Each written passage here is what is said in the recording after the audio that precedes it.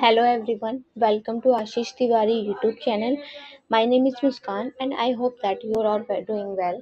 Through this channel, I have brought for all of you a video lecture series which is based on important name introduction to political theory. ठीक है, तो हमारा जो subject है इसकी based पर है और इसके इम्पोर्टेंट क्वेश्चन जो चैप्टर के इम्पोर्टेंट टॉपिक्स होते हैं उसको हम इसके अंदर कवर करेंगे.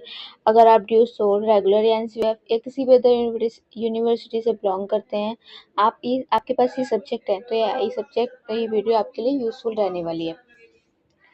ठीक है, तो ये वीडियो आपके लिए बहुत यूजफुल रहने वाली है. तो हम इसके इम्पोर्टेंट कॉन्सेप्ट इसको डिस्कस करेंगे, एग्जाम पॉइंट ऑफ व्यू से भी इसको समझेंगे. तो आप अगर ड्यू सोल रेगुलर एनसीएफ या कोई भी अदर एनी सब्जेक्ट है, ये सारे सब्जेक्ट हमारे इस चैनल के थ्रू आप लोगों को पढ़ाए जाते हैं. ड्यू सोल रेगुलर एनसीएफ, ठीक है, सारे ऑल सेमेस्टर दिल्ली यूनिवर्सिटी के सारे सब्जेक्ट पढ़ाए जाते हैं. तो इसके लिए आप हमारा जो चैनल है उसको सब्सक्राइब कर लीजिए और वीडियो को लाइक ज़रूर कीजिएगा. डेली अपडेट्स के लिए आप हमारा व्हाट्सएप चैनल ज्वाइन कर सकते हैं, इसके लिंक आपको डिस्क्रिप्शन बॉक्स में दी गई है, वहाँ से जाकर आप ज्वाइन कर सकते हैं. ठीक है, ये इसका जो फर्स्ट चैप्टर की वीडियो है वो ऑलरेडी अपलोडेड है, अगर इसे नहीं देखी है वो जाकर देख लीजिएगा.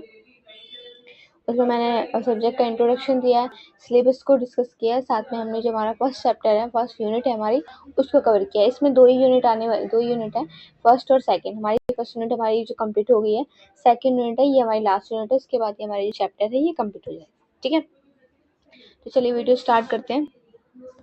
चैप्टर नंबर सेकंड है हमारा स्वतंत्रता, समानता, न्याय और अधिकार की अवधारणा. Unit second, chapter second same ही चीज है. ठीक है, यूनिट सेकंड है concept of liberty, equality, justice and rights.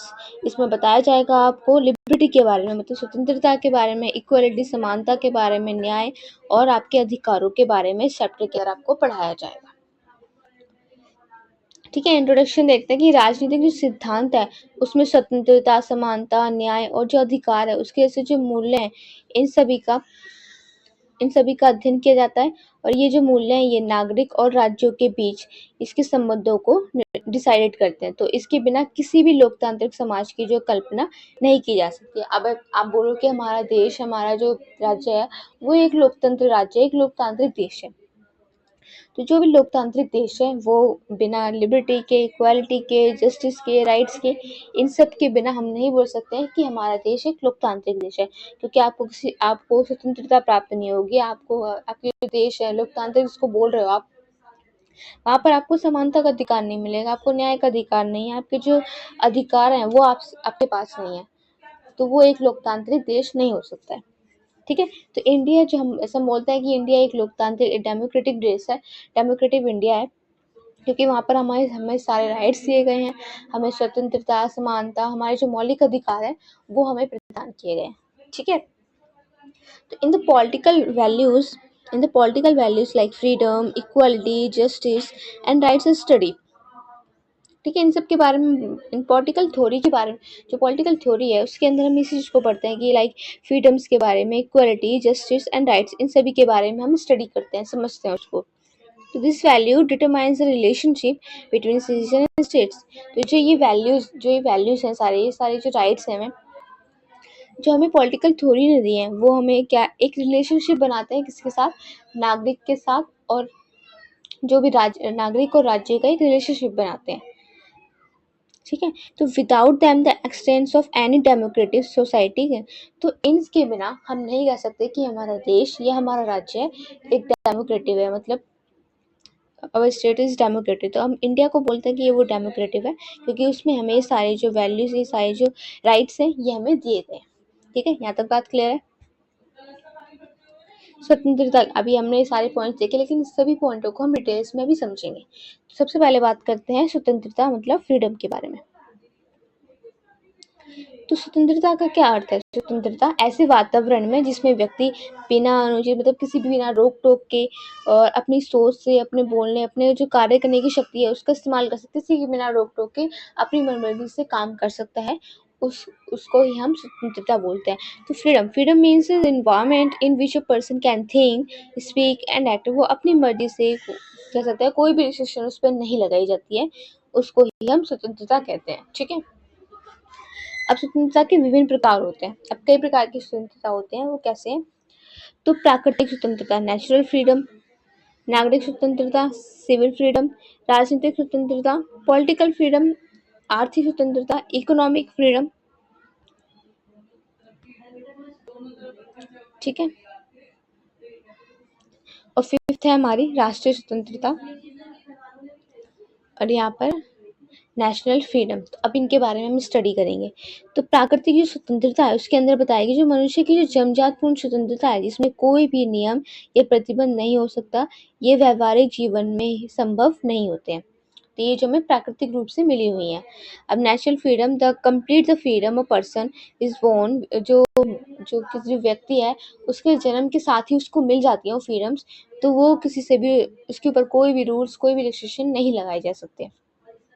तो not possible in practical life. Okay, नागरिक स्वतंत्रता में से कानून के दायरे में, ये जो इनको स्वतंत्रता दी जाती है ये कानून के दायरे में रहकर दी जाती है, क्योंकि ये सिविल फ्रीडम है। नागरिक स्वतंत्रता, freedom can grant with the framework of the laws, तो इनके कानून के दायरे में रख के इनको फ्रीडम दी जाती है, इसको कहते हैं हम सिविल फ्रीडम।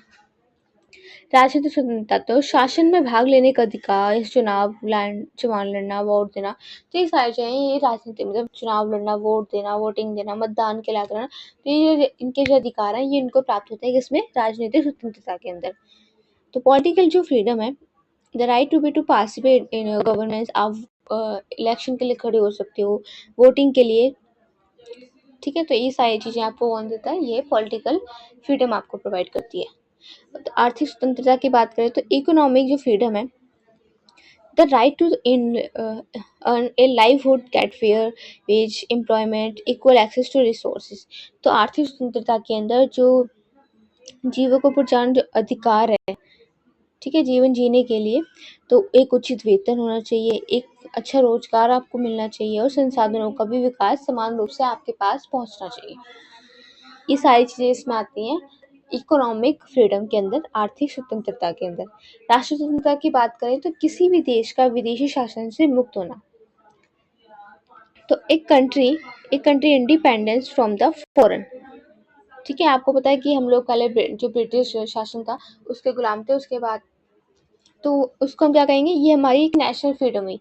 तो country as independence from the foreign rules, हम लोग किसी स्वतंत्रता, जो विदेशी जो शासन के जो रूल्स हैं, जो शासन के जो नियम है, उन सब से हम लोग मुक्त हैं। तो जी हमारी है राष्ट्रीय स्वतंत्रता। ये हमारी 5 स्वतंत्रता के बारे में आपको बता दिया। यहाँ तक क्लियर है ना? कोई भी डाउट हो तो आप पूछ सकते हैं कमेंट बॉक्स में, आपको वहाँ पे क्लियर किया जाएगा। ठीक है, तो स्वतंत्रता के संरक्षण के उपाय, तो कानून, अब इसको देखेंगे स्वतंत्रता के संरक्षण के उपाय क्या है।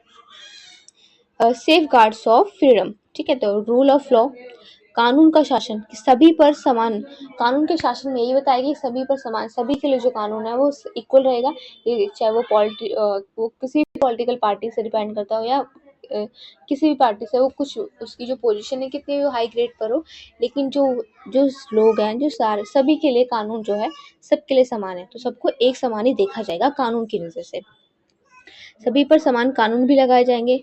ठीक है, तो same law for the everyone. तो लोकतांत्रिक शासन की बात करते हैं तो जनता के प्रतिनिधि द्वारा। अब लोकतांत्रिक शासन में क्या है कि आपको पता है लोकतंत्र क्या है? जनता का शासन, जनता के द्वारा, जनता के लिए ही, ये हमारा लोकतंत्र कहलाता है। तो लोकतंत्र डेमोक्रेटिव है, governments by the elective representative, जनता के लिए प्रतिनिधि, मतलब जनता के लिए ये प्रतिनिधि चुना जाता है। किसके द्वारा चुना जाता है? जनता के द्वारा ही प्रतिनिधि चुना जाता है, और जनता के द्वारा, जनता के लिए ही चुना जाता है। ठीक है, तो स्वतंत्रता न्यायपालिका में बात करेंगे, जो न्याय है, जो न्याय व्यवस्था है, उस पर सरकार का दबाव नहीं होना चाहिए, क्योंकि ये एक स्वतंत्र न्यायपालिका है। ये जुडिशरी का free from the government pressure, क्योंकि ये जो जो काम है जुडिशरी, मतलब जो न्यायपालिका है, ये उसका काम है, वो अपने लॉज के अकॉर्डिंग सब देखती है, इसमें सरकार का कोई भी हस्तक्षेप नहीं होता है। स्वतंत्र प्रेस, तो फ्री प्रेस, तो freedom of the expression and the correct information, सही जानकारी और अभिव्यक्ति की स्वतंत्रता। जो भी मीडिया है, तो मतलब सही जानकारी के बारे में बताना, जो रियल जो इन्फॉर्मेशन होती है उसको प्रोवाइड करना, तो ये फ्री प्रेस का काम होता है, तो इनको ये फ्रीडम दी गई है। शक्तियों का पृथक्करण, पृथक्करण मतलब डिवाइड करना, बांटना। जैसे अब जो सरकार है उसने अपनी शक्तियों को 3 हिस्सों में बाँट रखा है, किसमें विधायिका, कार्यपालिका, न्यायपालिका। तो इन सब के बीच में जो इनकी जो शक्ति है, जो इनके काम है, उनको बाँटा गया है। सेपरेशन ऑफ पावर्स,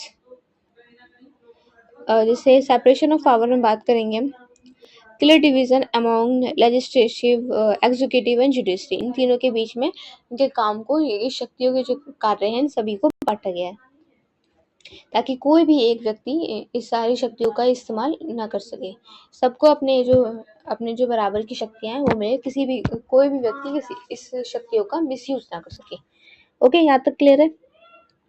मौलिक अधिकारों की गारंटी, तो संविधान में अधिकारों का संरक्षण की बात करेंगे, तो protection of the rights through the constitution, तो संविधान में जो हमारे जो अधिकार है उनको सुरक्षित रखा गया है। उनका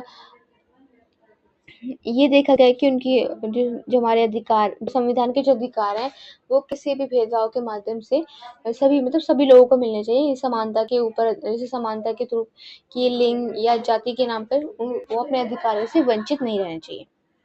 तो उस चीज का भी ध्यान रखा जाता है। अब बात करते हैं उदारवादी और मार्क्सवादी दृष्टिकोण से। तो उदारवादी कौन होते हैं?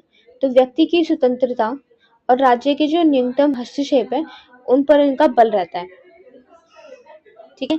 तो लिबरल कौन थे? Emphasise the individual liberty and the minimal interference by the state. तो ये व्यक्ति की स्वतंत्रता और राज्य के जो न्यूनतम हस्तक्षेप है इस पर अपना बल दिखाते रहते हैं। मार्क्सवादी जो आर्थिक समानता और शोषण समाप्त करने के बाद ही वास्तविक स्वतंत्रता को संभव मानते हैं। तो जो उदारवादी हैं, जो मार्क्सवादी हैं, उनके थ्रू स्वतंत्रता का ये मीनिंग था। अब बात करते हैं सकारात्मक और नकारात्मक स्वतंत्रता के बारे में। ये जो सकारात्मक और नकारात्मक स्वतंत्रता है, पॉजिटिव एंड नेगेटिव फ्रीडम है ना, ये बहुत इंपॉर्टेंट क्वेश्चन रहने वाला है। हर साल के एग्जाम में ये रिपीट होता रहता है, तो आप इसको मोस्ट इम्पोर्टेंट करके इसको रीड कर लेना। तो हर बार ये आता ही है, तो ये आपके लिए इम्पोर्टेंट रहने वाला है। ठीक है, ये टॉपिक आपके लिए इम्पोर्टेंट है, ये वाला टॉपिक। यहाँ तक क्लियर है?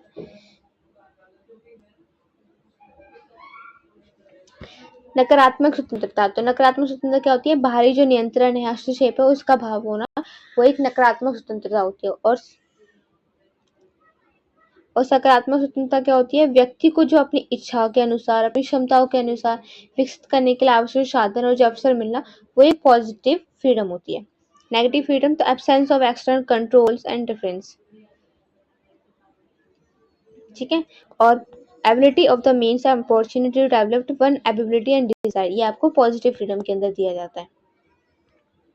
अब हमारी जो स्वतंत्रता है, जो लिबर्टी है, वो कंप्लीट हो गया ये टॉपिक। अब हम बात करते हैं किसकी? इक्वालिटी की। तो इक्वालिटी का क्या मतलब है? Equality means giving to the same state same opportunity to all individuals without discrimination. समानता का मतलब यही होता है कि सभी व्यक्ति को बिना किसी भेदभाव के, बिना किसी दर्जे के समान अवसर देना चाहिए। नहीं कि उसकी वो जाति का है, वो नीच जाति का है, किसी लिंग के आधार पर, तो इन सब चीज़ों का भेदभाव नहीं करना चाहिए कि वो दलित वर्ग से बिलोंग करता है, तो ये सब चीज़ें नहीं होती हैं। तो इक्वालिटी में इन सब चीज़ों का ध्यान रखा जाता है। ठीक है। समानता का वर्गीकरण देखेंगे। अभी हमने स्वतंत्रता के पांच जो टॉपिक्स थे, उसके टाइप्स थे, उसको कवर किया था। अब हम समानता के वर्गीकरण को देखेंगे।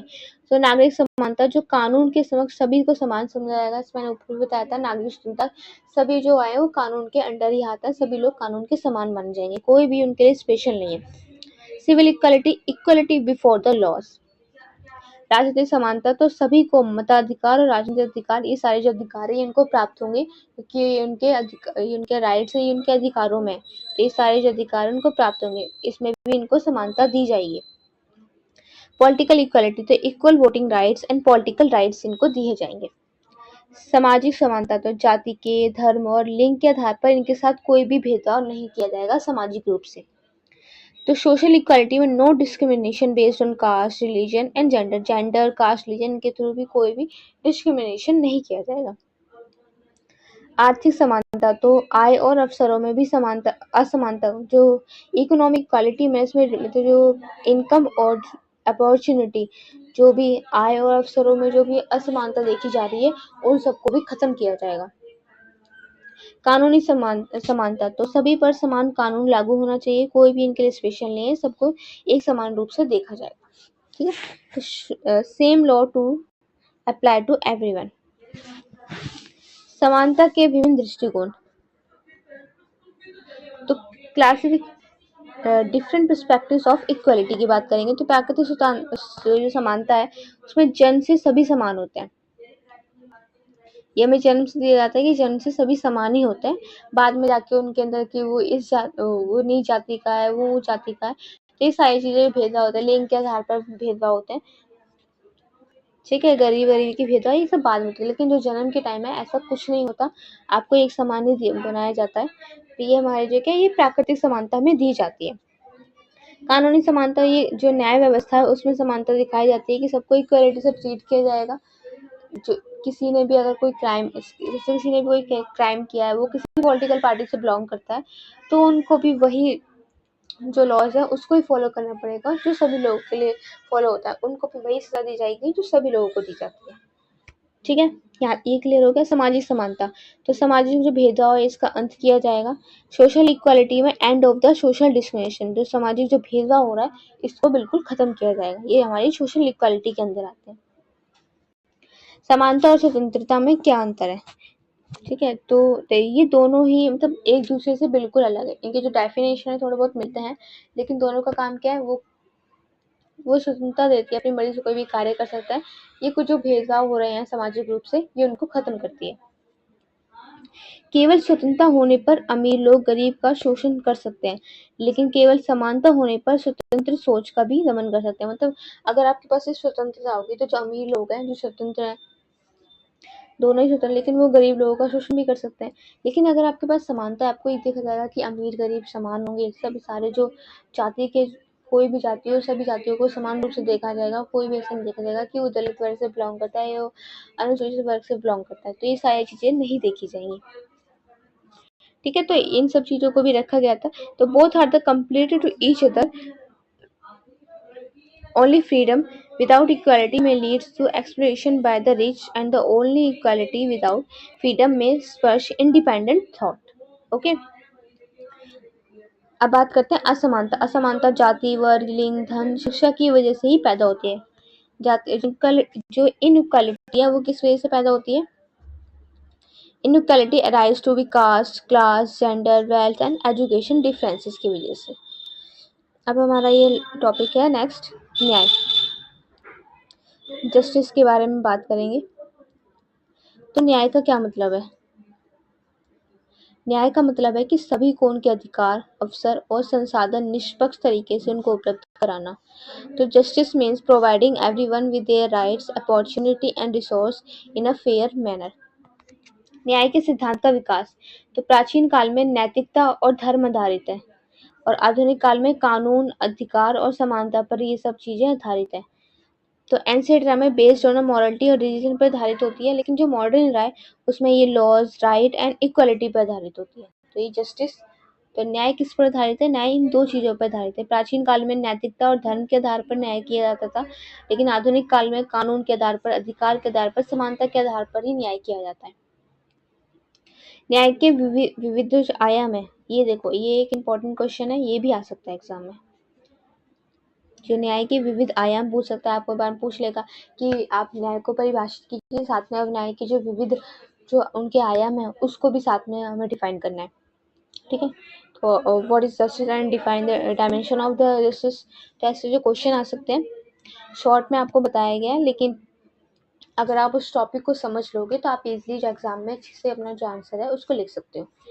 तो ये वाला एक इम्पोर्टेंट क्वेश्चन रहने वाला है, तो पूछ सकता है कि न्याय को परिभाषित कीजिए, साथ में उसके जो विविध आयाम है उसको भी स्पष्ट करिए। तो इस तरह से क्वेश्चन आ सकता है। ठीक है, अब न्याय के विविध आयाम क्या है? इसमें जो राजनीतिक न्याय है, जो राजनीतिक न्याय है, न्याय से सामाजिक सुधार होते हैं, और उनका भी जो भेद, अरे न्याय के जो विविध आयाम है, जो राजनीतिक न्याय है, समान जो राजनीतिक अधिकार है वो इसके अंदर हमें दिए गए थे। पॉलिटिकल जस्टिस में इक्वल पॉलिटिकल राइट्स दिए गए थे। आर्थिक न्याय के अंदर संसाधनों का जो न्यायपूर्ण वितरण है, संसाधनों का न्यायपूर्ण वितरण बराबर सब समानता के पूर्वक उनको बांटा गया था, जो इकोनॉमिक जस्टिस है। तो फेयर डिस्ट्रीब्यूशन ऑफ रिसोर्सेज, सभी लोगों को संसाधन प्राप्त किए गए थे। सामाजिक न्याय के अंदर समाज में समान समान अवसर दिए गए थे। और सोशल जस्टिस के अंदर equal respects opportunity in society. ठीक है, समान उनको तो समानता दी गई थी, समान आदर दिया गया था, अपॉर्चुनिटी भी दी गई थी समाज के अंदर। कानूनी न्याय में निष्पक्ष कानून होगा और उनका पालन भी है, तो फेयर लॉज का यूज किया जाएगा और उनका पालन भी किया जाएगा एंड देयर एफर्ट्स मेट। अब बात करेंगे जस्टिस एंड सोशल चेंजेस की। तो न्याय से समाजी जो सुधार होते हैं, जो उनका भेदभाव समाप्त होता है और समानता को भी इसमें बढ़ावा मिलता है, सभी लोगों को समान रखा जाएगा। ठीक है, इसमें जो भेदभाव की जो भावना है उसको वो भी जल्दी से जल्दी समाप्त हो जाएगी। अब हमारा ये टॉपिक है नेक्स्ट अधिकार। हम बात करेंगे अधिकार के बारे में, राइट्स के बारे में।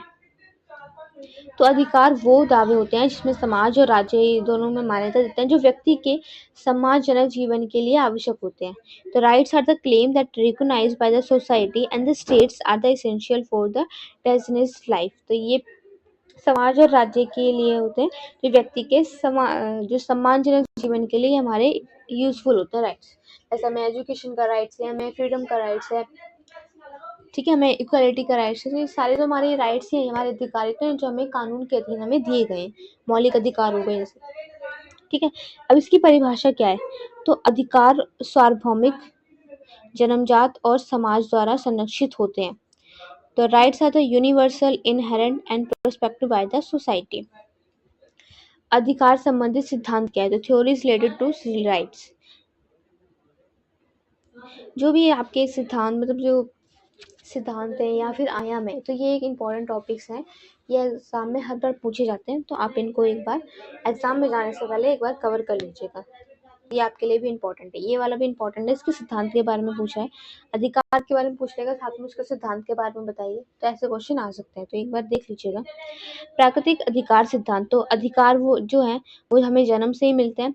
कानून जो अधिकार सिद्धांत है वो कानून द्वारा हमें दिए गए हैं। ऐतिहासिक सिद्धांत है, ये समय और परंपरा के अनुसार हमें दिए जाते हैं। और जो सामाजिक कल्याण सिद्धांत है, ये समाज के भले के लिए हमें दिए जाते हैं। नेचुरल राइट्स, ये राइट्स इनहेरेंट ये हमें बर्थ के टाइम पे दिए जाते हैं। और लीगल जो राइट्स है, राइट ग्रांट्स वो बाय, ये हमें कानून के द्वारा बाय द लॉ हमें ये राइट्स हमें दिए जाते हैं।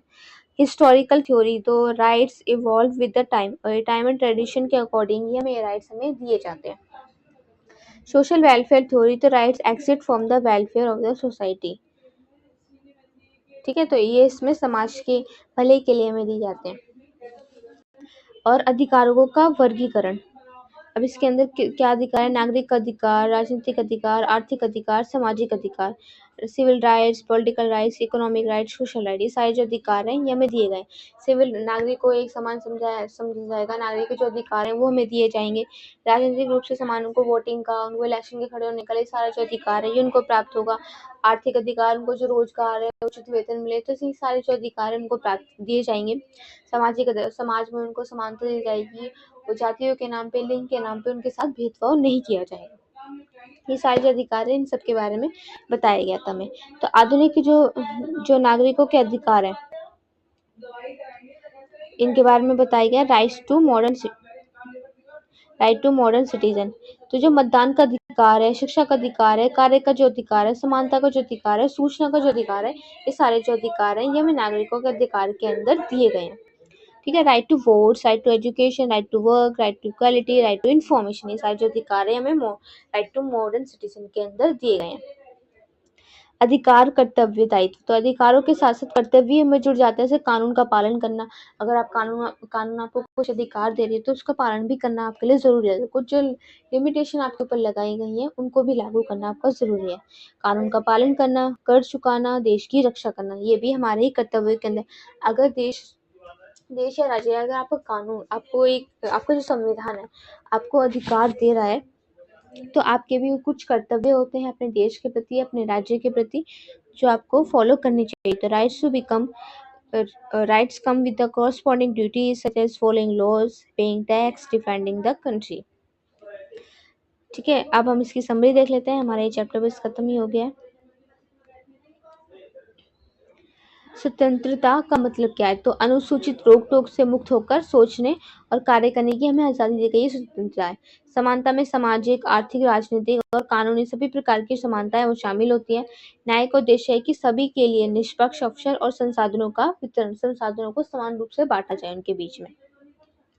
अधिकार व्यक्ति की गरिमा और स्वतंत्रता की रक्षा करते हैं, पर इनके जो साझे कर्तव्य हैं, वो भी इनको निभाने पड़ते हैं। तो freedom means the ability to thinks, act free and unjust restriction. बिना किसी रिस्ट्रिक्शन के वो सोच सकते हैं, वो अपना कार्य कर सकते हैं। Equality include social, economic, political and legal equality. समानता उनको दी जाती है economically, politically, legally. Justice ensure for fair opportunity and distribution of resources for all. Right protects to human dignity, liberty, but must be balanced with duty. ठीक है, तो जो अधिकार आपको सुरक्षा, ये सारी चीजें आपको दी गई हैं, लेकिन आपको अपने जो कर्तव्य हैं वो भी निभाने बहुत जरूरी है। तो हमारा ये जो चैप्टर है ये कंप्लीट हो गया है। हमारा जो ये सिलेबस है हमने इसको कवर कर लिया है। ये लास्ट हमारी जो यूनिट थी उसको हमने कवर कर लिया। ठीक है, मैंने आपको इसको शॉर्ट में एक्सप्लेन कर दिया है। किसी भी स्टूडेंट को इसके नोट्स चाहिए तो आप हमारे टेलीग्राम चैनल फॉलो कर सकते हैं। इसकी लिंक आपको डिस्क्रिप्शन बॉक्स में दी गई है, वहाँ से जाकर आप ज्वाइन कर सकते हैं। अगर किसी भी स्टूडेंट का कोई भी डाउट है, क्वेरी है, तो आप इंस्टा पेज को फॉलो करके पूछ सकते हैं। इसकी लिंक आपको डिस्क्रिप्शन बॉक्स में दी गई है ऑलरेडी, वहाँ पे आप जाकर चेक कर लीजिए। और अदरवाइज आप कमेंट सेक्शन में भी जाकर पूछ सकते हैं, वहाँ पे भी आपको रिप्लाई मिल जाएगा। ठीक है, डेली अपडेट्स के लिए आप हमारा व्हाट्सएप चैनल ज्वाइन कर सकते हैं, जिसकी लिंक आपको डिस्क्रिप्शन बॉक्स में दी गई है, वहाँ से जाकर ज्वाइन कर लीजिए। अगर आपको ये जो वीडियो लेक्चर है यूजफुल लगा है तो वीडियो को लाइक जरूर कीजिएगा, चैनल को सब्सक्राइब कर लीजिएगा। इससे आने वाली वीडियोस की जो नोटिफिकेशन है वो आपको टाइम टू टाइम मिलती रहे। तो नेक्स्ट वीडियो के लिए रेडी रहिएगा। मिलते हैं हमारी नेक्स्ट वीडियो में। Thank you for watching.